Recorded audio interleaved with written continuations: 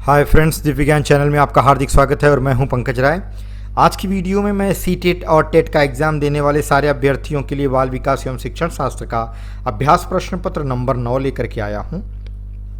मित्रों, मैं आप सभी से वीडियो के शुरुआत में ही प्रारंभ में ही क्षमा चाहता हूं, क्योंकि मैं आज से जितने भी प्रश्न पत्र मैं लेकर के आऊँगा वे प्रश्न पत्र टाइप नहीं रहेंगे। उसका रीज़न एक ही है, उसका कारण एक ही है कि हिंदी में टाइप करना काफ़ी समय लेता है और टाइपिंग में 4 से 5 घंटे लग जाते हैं, जिसकी वजह से दिन भर में ज़्यादा से ज़्यादा 1 या 2 प्रश्न पत्र मैं अपलोड कर पाऊँगा। और अगर मैं हैंड रिटन लिख करके करता हूँ तो शायद हो सकता है 2 या 2 से अधिक कर दूँ, और ये इतना रोज़ होगा। तो इसलिए आप सभी से मेरी गुजारिश है कि आप मुझे क्षमा करें। और रह गई बात कंटेंट की, मैटर की, तो मैटर में के लेवल में या स्टैंडर्ड में किसी भी तरह का कोई समझौता नहीं किया जाएगा। वे जैसे दिए जाते थे वैसे ही दिए जाते रहेंगे। चलिए अभ्यास प्रश्न पत्र 9 देखते हैं। पहला प्रश्न है, शैशवा काल की अवधि है। इसका सही उत्तर है ऑप्शन ए, जन्म से 2 वर्ष तक। दूसरा प्रश्न है, पियाजे के अनुसार 2 से 7 वर्ष के बीच का बच्चा संज्ञानात्मक विकास की किस अवस्था में है? सही उत्तर है औपचारिक संक्रियात्मक। तीसरा प्रश्न है, विकास किससे किसकी ओर बढ़ता है? तो इसका सही उत्तर है सामान्य से विशिष्ट की ओर। ऑप्शन डी सही है। चौथा प्रश्न है, शैशवावस्था में यौन इच्छाओं का अध्ययन करते हुए पितृविरोधी व मातृविरोधी ग्रंथि का रहस्य का उद्घाटन किया है। किसने किया है? चौथे का ऑप्शन डी सही है, फ्रायड ने। पांचवा प्रश्न है, पितृविरोधी ग्रंथि में बालक क्या करता है? सही उत्तर है माता से प्रेम करता है और पिता से घृणा करता है। ऑप्शन ए सही है। छठवां प्रश्न है मित्रों, पितृविरोधी ग्रंथि को जाना जाता है। छठवें का सही उत्तर है ऑडिपस कॉम्प्लेक्स।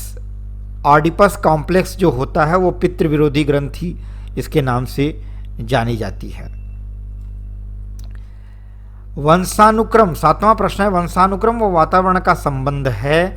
सातवें का उत्तर सी ऑप्शन है, जीवन वंशानुक्रम व वातावरण का योग। आठवां प्रश्न है, बालकों में वंशानुक्रम के कारण पाया जाता है, क्या पाया जाता है? शारीरिक भिन्नता। आप जानते हैं कि वंशानुक्रम का शरीर पर असर पड़ता है।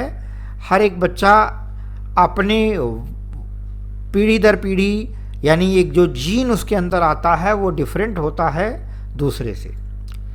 9वां प्रश्न, बाल्यावस्था को इनमें से किस नाम से नहीं जाना जाता?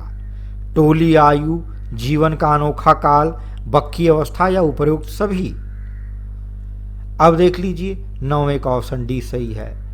न तो वो टोली आयु के नाम से जाना जाता है, न जीवन का अनोखा काल, न बक्की अवस्था। तो ऑप्शन डी सही है।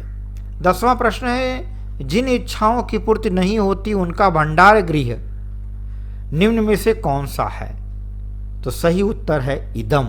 ऑप्शन ए सही है। 11वां प्रश्न है, बच्चों के संज्ञानात्मक विकास को सबसे अच्छे तरीके से कहाँ परिभाषित किया जाता है? खेल के मैदान में, विद्यालय एवं कक्षा में, या ऑडिटोरियम में, या गृह में? सही उत्तर है 11वें का ऑप्शन ए, खेल के मैदान में। 12वें प्रश्न पर चलते हैं। 12वां प्रश्न है, परिवार एक साधन है, कैसा? अनौपचारिक शिक्षा का, औपचारिक शिक्षा का, गैर औपचारिक शिक्षा का, या दूरस्थ शिक्षा का? तो इसका सही उत्तर है ऑप्शन ए, औपचारिक शिक्षा का। 13वां प्रश्न, बच्चों में संवेगात्मक समायोजन प्रभावी होता है, कैसे? व्यक्तित्व निर्माण में, कक्षा शिक्षण में, अनुशासन में, या इनमें से सभी? तो 13वें का ऑप्शन डी सही है, इनमें से सभी। यानी बच्चे में संवेगात्मक समायोजन व्यक्तित्व निर्माण में प्रभावी होता है, कक्षा शिक्षण में प्रभावी होता है, अनुशासन में भी प्रभावी होता है। तो इस तरह से ऑप्शन डी सही है।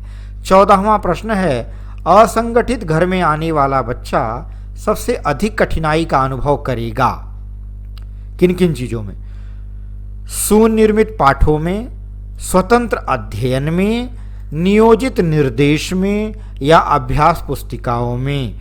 14वें का ऑप्शन सी सही है, नियोजित निर्देश में। 15वां प्रश्न है, चरित्र का विकास होता है इच्छा शक्ति द्वारा होता है, या बर्ताव एवं व्यवहार द्वारा होता है, या सी है नैतिकता द्वारा, या डी है इनमें से सभी? तो 15वें का ऑप्शन डी सही है, इनमें से सभी।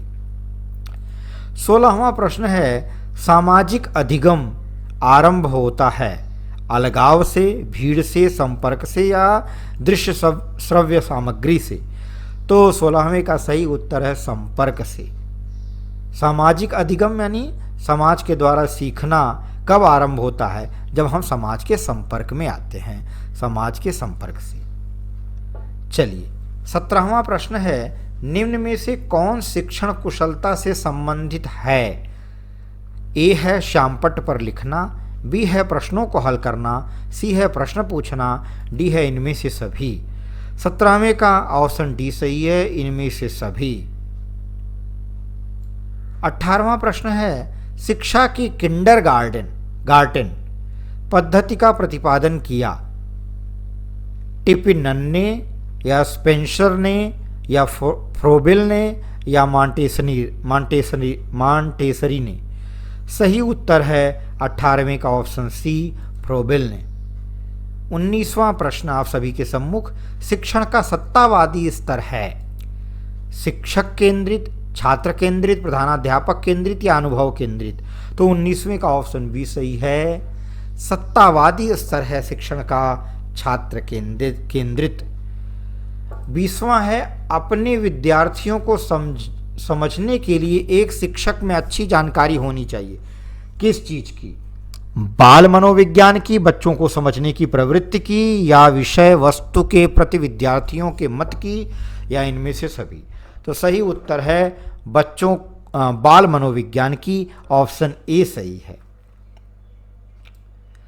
21वां प्रश्न है, एक कक्षा में वैयक्तिक भिन्नताओं के क्षेत्र हो सकते हैं। ऑप्शन ए रुचियों के, बी सीखने के, सी चरित्र के, डी उपरोक्त सभी? 21वें का ऑप्शन डी सही है, उपरोक्त सभी। 22वां प्रश्न है, बाल मनोविज्ञान का केंद्र बिंदु है? क्या है भाई बाल मनोविज्ञान का केंद्र बिंदु? अच्छा शिक्षक है, या बालक है, या शिक्षण प्रक्रिया है, या विद्यालय है? तो जान लीजिए, बाल मनोविज्ञान का केंद्र बिंदु है बालक। हम बालक के विकास से संबंधित सारी बातें करती हैं, इसलिए हर एक चीज बालक के इर्द गिर्द घूमती है। बालक हमेशा केंद्र में होता है। 23वां प्रश्न मित्रों, मैं 23वां प्रश्न स्टार्ट करने से पहले एक गुजारिश करूंगा कि अगर आपने चैनल मेरा लाइक नहीं किया है ये वीडियो, तो लाइक कर लीजिए, क्योंकि अंत तक आपको सच में ये वीडियो पसंद आने वाली है। दूसरी चीज़, अगर आप नए व्यूवर हैं तो चैनल अभी सब्सक्राइब कर लीजिए, कुछ नहीं लगने वाला है, खाली सब्सक्राइब बटन को क्लिक करना है, और साथ साथ वहाँ एक घंटी का निशान है, उसको भी क्लिक कर दीजिए, ताकि उसके क्लिक करने से आपको जब भी मैं नया वीडियो अपलोड करूँगा आपको मिलती रहेगी। बाल मनोविज्ञान के आधार पर कौन सा कथन सर्वोत्तम है? 23वें का ऑप्शन डी सही है, प्रत्येक बच्चा विशिष्ट होता है। 24वां प्रश्न, बुद्धि के द्विखंड सिद्धांत का प्रतिपादन किसने किया? स्पीयरमैन ने, थर्स्टन ने, गिलफोर्ड ने, या गेने ने? 24वें का ऑप्शन ए सही है, स्पीयरमैन ने। 25वां प्रश्न है, प्रतिभावान बालक की बुद्धि लब्धि होती है? सही उत्तर है 25वें का ऑप्शन बी, 140।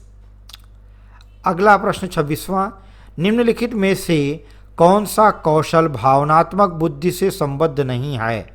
भावनाओं के प्रति जागरूकता, भावनाओं का प्रबंधन, भावनाओं की आलोचना, या कक्षा सहपाठियों के साथ मैत्रीपूर्ण व्यवहार?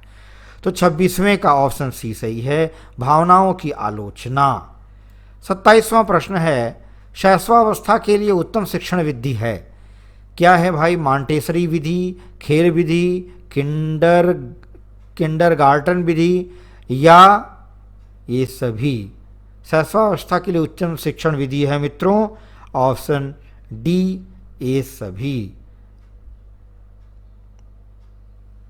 28वां प्रश्न, किसने सबसे पहले बुद्धि परीक्षण का निर्माण किया? डेविड बैचलर ने, एल्फ्रेड बिने ने, चार्ल्स एडवर्ड स्पीयरमैन ने या रॉबर्ट स्टर्नबर्ग ने? सही उत्तर है 28वें का ऑप्शन बी, एल्फ्रेड बिने ने। मित्रों ये याद करना पड़ेगा।